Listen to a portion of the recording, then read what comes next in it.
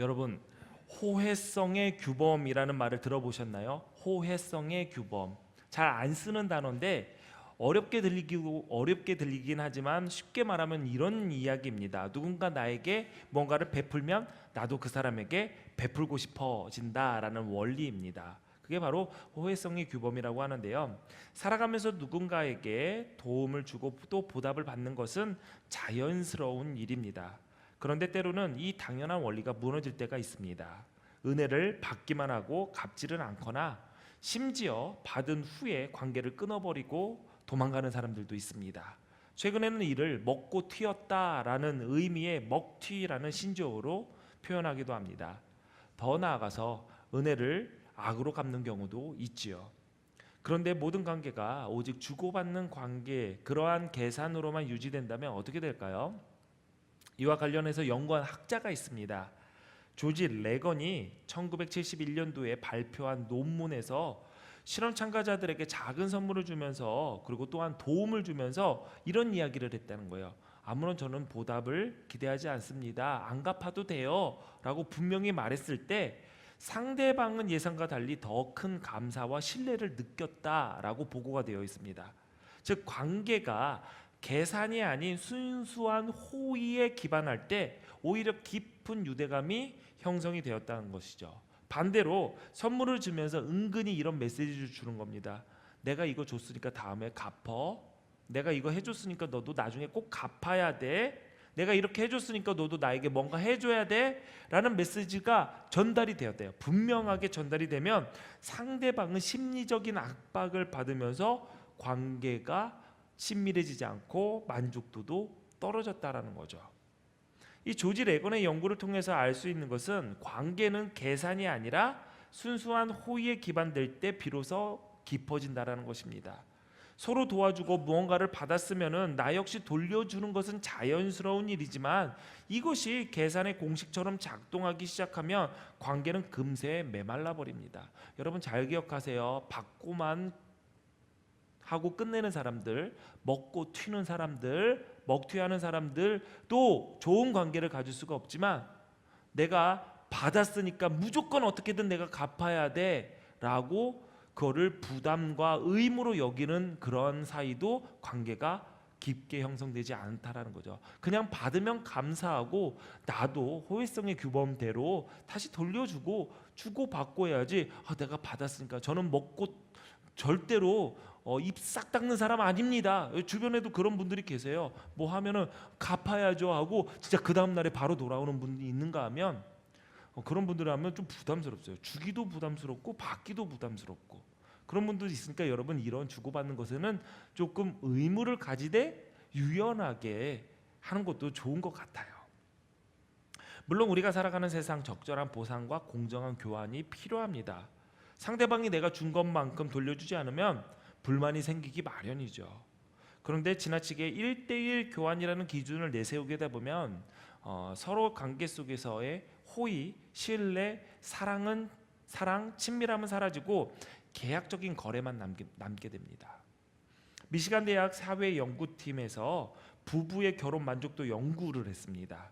거기에서 한 항목이 뭐였냐면 엄격하게 부부 사이에서 공평 계산을 중시하는 부부보다 상황에 따라 융통성 있게 도우며 헌신하는 부부가 훨씬 더 높은 결혼 만족도가 드러났다라는 게 조사 결과였어요. 가령 이런 것입니다. 내가 설거지했으니 너는 청소해. 내가 아이랑 놀아줬으니 이제 너가 공부를 봐줘. 어제는 내가 식사 준비를 했으니 오늘은 당신 차례야. 이번에 당신 집에 50만 원짜리 선물이 갔으니 이번에 우리 집에도 50만 원짜리 동일한 선물이 주어져야 돼. 이런 계약적인 관계를 이런 식으로 교환 원칙이 강하면 강할수록 부부관계임에도 불구하고 서로 빚지고 빚 갚는 사이처럼 느끼게 되고요. 감정적인 친밀감은 떨어진다라는 거예요.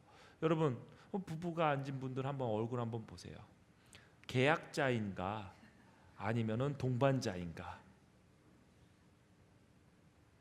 네? 왜 얼굴을 못 쳐다보세요? 제가 너무 팩트 폭격을 했나요?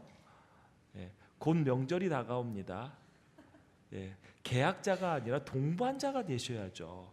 저도 주변에 아는 분들 가운데 정말 깜짝 놀란 게 결혼기념일에 둘이 좋은 시간을 보낸다고 퇴근을 해서 가셨어요. 아이고, 벌써 제가 퇴근을 하고 갔다면 저와 같은 종의 그쪽인데 그분이 이렇게 가가지고 목사님하고 사모님이 좋은 곳에 가서 식사를 한다고 가셨어요. 가면서 갔다 왔는데 그 다음날 툴툴거리는 거예요. 막 이래요. 그래서 왜 그런가 했더니 내가 꽤 비싼 선물을 했는데 너무 싼 밥값을 냈다라는 거예요. 결혼기념일에. 그래서 제가 무슨 말을 하나 했는데 그렇게 사는 부부가 있더라고요. 혹시 여러분 가운데 그런 분들이 계십니까? 그거 별로 안 좋은 것 같아요. 예, 그러려면 아예 저희처럼 주고받는 거를 아예 안 하는 것도 좋은 것 같아요. 그냥 뭐 선물 주고받고 그래요. 그럴 거면 아예 안 하고 그냥 같이 그냥 즐겁게 지내는 것도 좋을 것 같아요. 여러분, 감정적인 친밀함은 공평한 관계에서 이루어지는 것이 아니에요. 여러분, 내가 베풀고 내가 베풀었으니 받아야 된다라는 계산이 들어가면 감정적인 친밀함은 떨어집니다. 부모와 자녀의 관계에서도 마찬가지입니다. 부모가 자녀에게 해준 지원이 은혜가 아닌 투자로 여길 때 자녀는 감사보다 심리적인 압박감을 더 느끼게 됩니다. 이런 말 자주 하시죠. 내가 너를 위해서 이렇게 살아가고 있는데, 내가 너를 위해서 이렇게 해줬는데 적어도 너는 이 정도는 해야 되지 않느냐? 내가 이번 달에 학원비로 너를 얼마나 들었는데 너 시험 성적이 이게 뭐니? 라는 식의 계산은 부모와 자녀 사이의 신뢰를 오히려 무너뜨린다고 합니다. 물론 바꾸어서 자녀가 부모의 헌신과 호의를 당연한 듯 받고 감사하지 않고 그러한 호의와 헌신에 대한 열매를 거두고자 하는 마음이 없을 때 역시 부모와 자녀 사이의 신뢰와 친밀감은 찾기 어려운 것이 됩니다. 그런데 여러분, 혹시 하나님과 우리와의 관계에서도 이러한 계산을 하고 있지는 않으십니까? 오늘 본문에 보니까 한 청년이 예수님을 찾아와서 이렇게 묻습니다. 무슨 선한 일을 해야지 영생을 얻을 수 있습니까? 그러자 예수님께서 이렇게 얘기합니다. 너가 생명에 들어가기 원한다면 계명을 지켜라. 청년은 구체적으로 어떤 계명을 지켜야 하는지를 물어봅니다. 그러자 예수님께서 살인하지 말아라, 간음하지 말아라, 도둑질하지 말아라, 거짓 증언하지 말고 아버지 어머니 공경하면서 내 이웃을 내 몸과 같이 사랑하여라 라고 말씀하셨습니다. 이 말씀을 들은 청년이 다부지게 대답합니다. 이 모든 것을 다 지켰습니다. 아직도 나에게 부족한 것이 있습니까? 청년은 스스로의 삶을 당당하게 자신 있게 여겼습니다. 왜냐하면 그렇게 잘 살아가고 있는 것이 분명했기 때문이죠.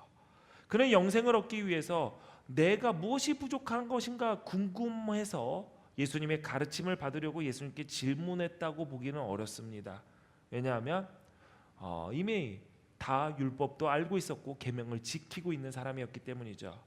오히려 내가 부족함 없이 이렇게 잘 살아가고 있으니 예수님께서 나를 이 사람들 앞에서 인정해달라라는 의도를 가지고 질문했다라고 볼 수밖에 없습니다. 이 청년은 나름대로 계산법이 있었던 것이죠. 그는 영생을 얻기 위해서 충분한 것을 이미 하나님께 다 드렸다라고 생각한 것입니다. 어쩌면 영생을 얻기 위해서 드린 것들 중에 더 드렸다고 생각하는 것을 놓고 영생과 더불어 추가로 칭찬과 격려와 영광을 놓고 예수님께서 무엇을 더 받을 수 있을까 따져보고 있었던 것이죠. 그런데 예수님께서 청년에게 이렇게 말씀하셨습니다. 마태복음 19장 21절에 보니까 예수께서 이르시되 내가 온전하고자 할진대 가서 내 소유를 팔아 가난한 자들에게 주라. 그리하면 하늘에서 보화가 내게 있으리라. 그리고 와서 나를 따르라. 청년은 깜짝 놀랐습니다. 한 번도 생각하지 못했던 대답을 들었기 때문이죠. 영생을 얻기 위해서 내가 충분히 드렸다라고 생각했는데 예상하지 못했던 추가 지출을 요구하는 견적서를 받은 거죠. 사전에 안내받지 못한 그 견적서의 지출의 규모는 너무나도 큽니다. 내 모든 재산에 그리고 나머지의 인생까지도 다 하나님께 드려라. 그래야지 영생을 얻는다라는 견적서를 받게 된 거죠. 이제 청년은 고민을 합니다. 이 모든 것을 추가로 지불을 하고 영생을 얻을 것인가, 아니면 지금까지 지출한 중도금을 포기하고서라도 돌아설까. 그는 잠시 모든 재산과 앞으로의 삶 그리고 영생을 놓고 저울질을 하기 시작합니다. 그리고 근심이 가득한 얼굴로 뒤돌아갔습니다. 예수님은 축 처진 청년의 뒷모습을 보면서 부자가 하나님 나라에 들어가는 것보다 낙타가 바늘귀로 지나가는 것이 더 쉽다라고 말씀하셨습니다. 우리도 이 청년과 같이 하나님 앞에서 계산하고 있을 때가 너무나도 많습니다. 내 생각에 이 정도면 충분한 것 같은데, 이 정도만 하면 분명히 하나님께서 약속하신 복을 받을 자격은 얻은 것 같은데, 이 정도만 하면 내가 천국 가는 데는 문제가 없을 것 같은데, 지금 너무 과한 거 아니야? 천국은 이미 들어간 것 같은데 적당히 하고 여기에서 멈추는 것이 더 낫겠다. 그러나 정작 내가 잘못 계산하고 있다는 사실은 염두에 두지 않고 있습니다. 청년과의 대화를 지켜본 베드로가 이제 예수님께 이렇게 질문합니다. 보소서, 우리가 모든 것을 버리고 주를 따라 싸운데 그런즉 우리가 무엇을 얻으리이까? 베드로 역시 부자 청년과 결은 다르지만 스스로에 대한 자부심이 있었습니다. 특히 우리는 모든 것을 버렸다라는 사실을 강조하면서 우리는 부자 청년과는 다르다, 그래도 조금 더 드렸다라는 것을 알리고 있었던 거죠. 사실 제자들은 배와 그물을 버리고 예수님을 따랐습니다. 그뿐만은 아닙니다. 가정을 돌보는 책임까지도 어쩌면 버렸을 것입니다. 생명을 살리고 사람을 낚는 어부가 되게 하신다라는 그 비전 하나만을 바라보고 익숙하고 안정적인 삶의 터전에서 떠났지만 그들 역시 시간이 지나면서 자신만의 계산법으로 내가 이만큼 드렸으니 내가 얼만큼 돌려받을 수 있을까를 따져보고 있었던 것이죠. 나는 배와 그물을 모두 다 버렸는데, 나는 가족까지 있었던 사람인데 이에 상응한 보상은 무엇으로 돌아올까? 우리의 이러한 헌신은 어떠한 보상을 약속해주고 받을 수 있을까? 베드로가 예수님께 이렇게 물었을 때 곁에 있던 다른 제자들도 솔깃했을 것입니다. 왜? 그들 역시 모든 것을 버리고 예수님을 따르고 있기 때문이죠.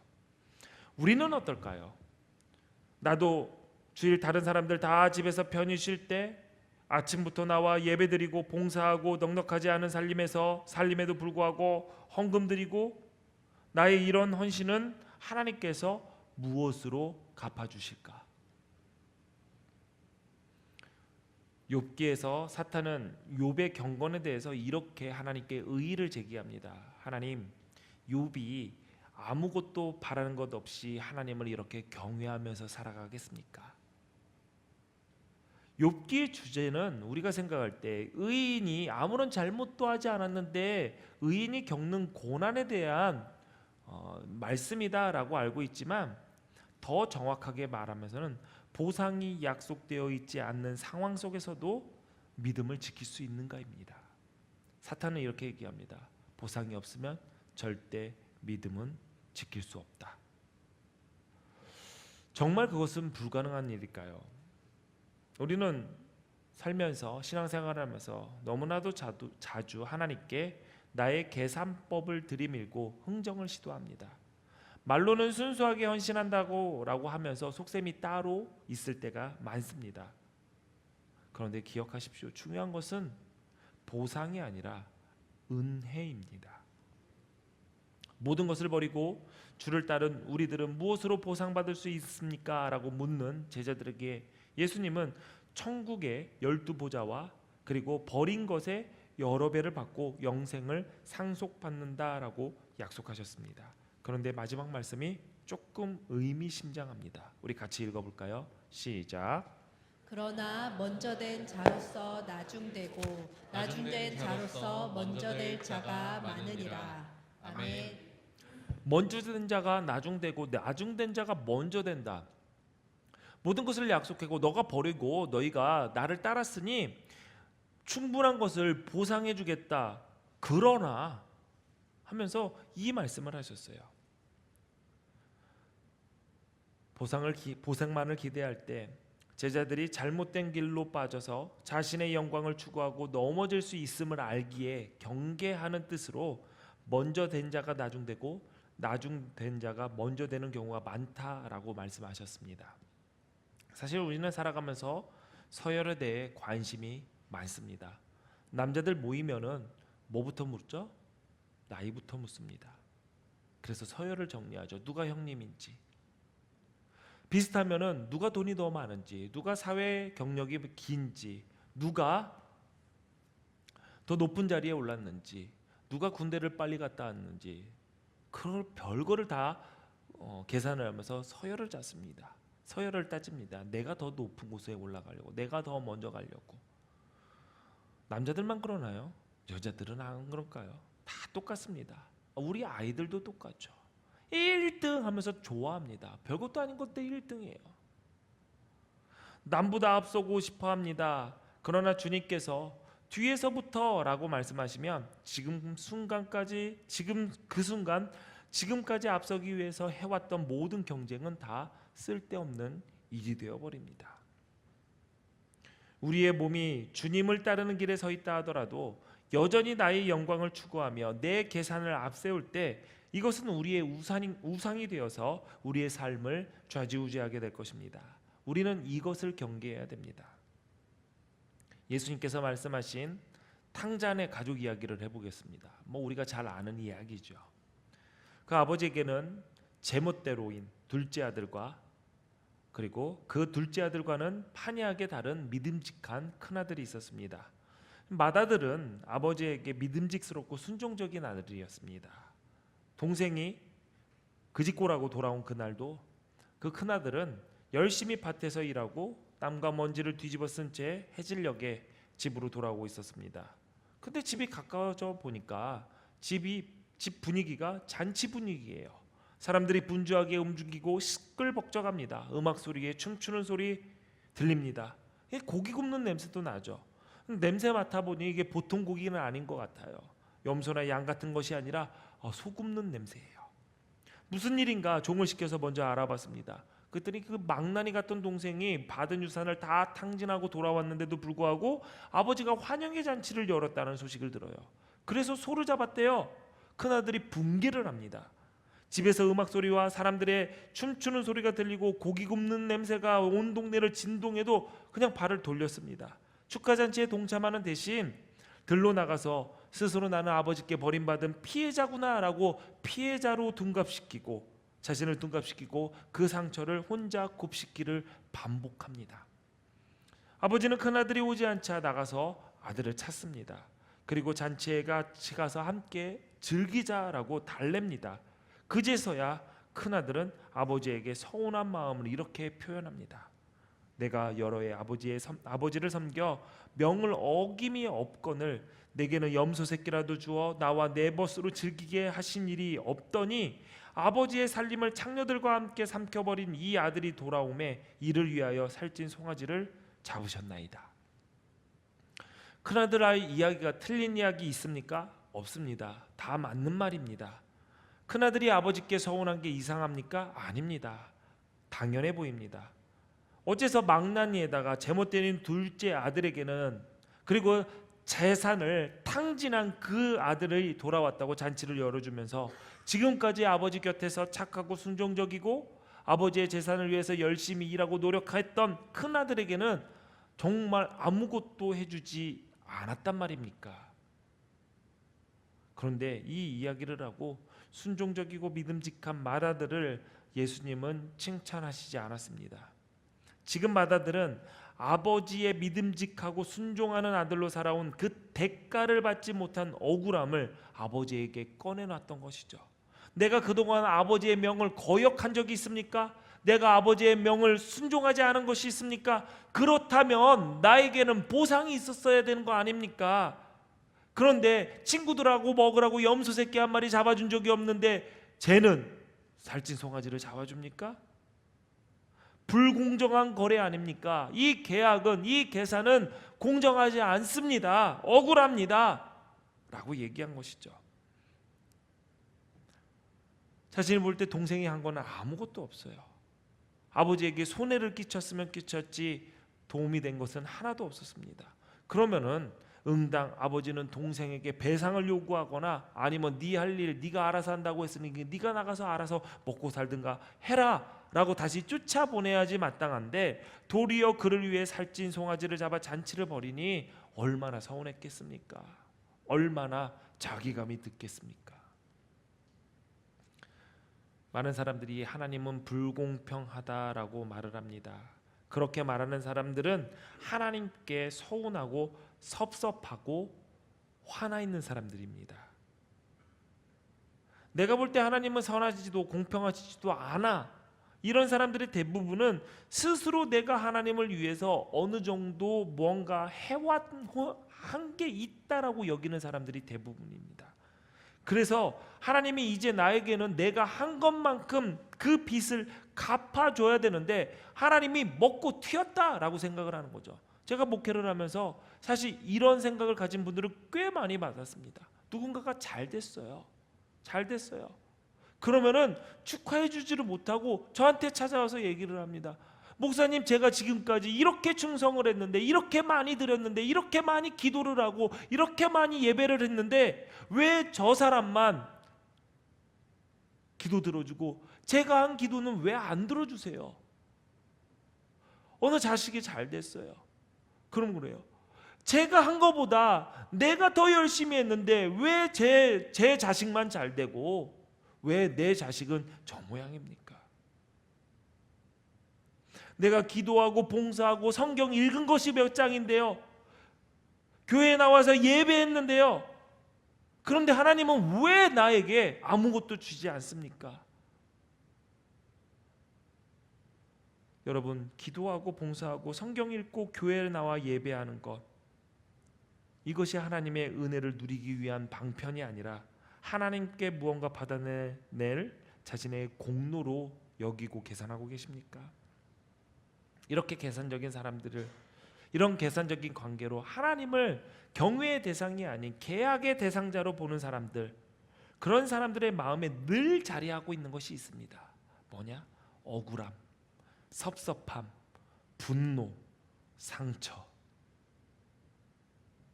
난 주일에 예배는 꼭 드리는데, 난 기도도 매일 하는데, 나는 11조도 하는데, 나는 봉사도 하는데, 나는 매일 말씀 읽고 묵상도 하는데, 그런데 나보다 덜 열심히 하는 쟤는 왜 나보다 더 잘 살아? 왜 새 집에 들어가? 왜 집을 샀어? 왜 차를 새 차로 바꿨어? 왜 하나님은 나에게 아무것도 해주신 것이 없어? 다른 사람은 기도만 하면 응답받는데 왜 나는 내 기도에만 응답해 주지 않는 거야? 내가 이렇게 열심히 신앙생활하는데. 만약 하나님이 나에게 주신 것이 있다면, 이런 부류들은 하나님께 받은 게 있다면 그것은 하나님의 은혜의 선물이 아니라 내가 하나님께 꾸어드린 것을 이제서야 마땅히 상황받은 것일 뿐입니다. 그러니 받은 은혜에 대한 감사가 있을 틈이 없고 늘 더 아직 다 못 받았습니다. 빨리 갚으세요. 제가 드린 게 더 있으니까 더 갚으세요. 그런데 계산도 되게 웃기게 합니다. 내가 10을 드리면 1000, 10,000, 억을 달라고 그러고. 왜? 하나님이시잖아요. 그렇게 계산을 하죠. 계산기가 고장났습니다. 완전히 고장났죠. 마다들의 계산도 처음부터 잘못됐습니다. 공정하지 않았던 사람은 아버지가 아니라 자기 자신이었죠. 아버지는 마다들에게 이렇게 얘기를 합니다. 예, 너는 항상 나와 함께 있었으니 내 것이 다 네 거 아니냐. 이 말은 아버지가 아들을 달래기 위해서 하는 빈말이 아니었습니다. 빈말이 아니었어요. 진짜였다라는 거죠.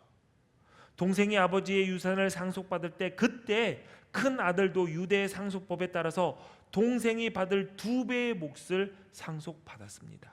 큰 아들은 모든 상속자들의 분배에서 2배를 받게 되어 있습니다. 누가복음 15장 12절 말씀 볼까요?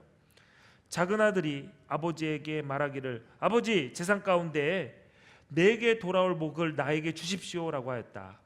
그래서 아버지는 살림을 두 아들에게 나누어 주었다. 여러분 보세요. 큰아들 받았어요? 안 받았어요? 이미 동생이 3분의 1을 받아 나갔을 때 나머지 3분의 2도 그 큰아들은 상속받았습니다. 그런데 놀랍게도 맏아들은 자기가 받은 것을 계산하지 않았어요. 큰아들은 자기가 받지 못한 염소 새끼 한 마리만 아직 받지 못한 빚으로만 기록해놨을 뿐이었습니다. 사랑하는 기둥교회 성도 여러분, 하나님과 거래하고 흥정하는 관계에서 벗어나십시오. 하나님은 하나님의 방법으로, 하나님의 계산법으로 우리에게 갚아주시겠다라고 약속하셨습니다. 하나님은 마땅히 우리가 받아야 할 진노와 저주를 계산하지 않았어요. 그래서 우리가 살 수 있는 것입니다. 그러니 선하신 하나님을 믿으십시오. 하나님과 흥정하고 계산하며 하나님을 대한다면 결코 아버지 하나님의 선하신 은혜를 누릴 수가 없습니다. 여러분, 신앙생활에서 필요한 건 계산이 아닙니다. 신앙생활에서 하면서 하는 것들 모두가 투자가 아닙니다. 택해 주신 것에 대한 감사고 하나님 나라의 영광스러운 통치에 동참시켜 주신 감격입니다. 보상에 대한 생각을 우리 마음에서 지워버릴수록 우리의 기쁨은 순수해지고 우리의 감사는 깊어질 것입니다. 보상이 아니라 이미 모든 것을 우리에게 허락하신 그 은혜가 오늘 우리를 살게 합니다. 여러분 기억하십시오. 우리 하나님은 선하신 하나님입니다. 그분은 우리의 거래의 대상이 아니라 우리가 사랑하고 경외하고 그분에게 모든 것을 드려야 될 헌신의 대상이지요. 하나님의 일에 기꺼이 헌신하며 기쁜 마음으로 동행할 때 우리는 하나님과 친밀히 교제하는 복의 주인공이 될 것입니다. 이 복의 자리에 서시기를 주님의 이름으로 축원합니다. 기도하시겠습니다. 선하신 하나님, 모든 것이 주께서 허락하신 은혜이니 감사합니다. 늘 하나님의 크신 은혜 가운데서 살아가면서 만족이 없고 감사할 줄 모르는 우리를 불쌍히 여겨 주옵소서. 선하신 하나님께서 하나님의 방법으로, 하나님의 계산법으로 우리에게 갚아주시는 것이 가장 좋은 것임을 믿게 하시고, 하나님 앞에서 손익을 따지는 자가 아니라 택해 주신 것에 대한 감사의 예배자가 되게 하시고, 사명을 감당하는 것이 투자가 아닌 하나님 나라의 영광스러운 통치에 동참시켜 주신 감격이 되게 하옵소서. 우리를 구원하시기 위하여 모든 것을 이미 우리에게 허락하신 예수님의 이름으로 기도하옵나이다. 아멘.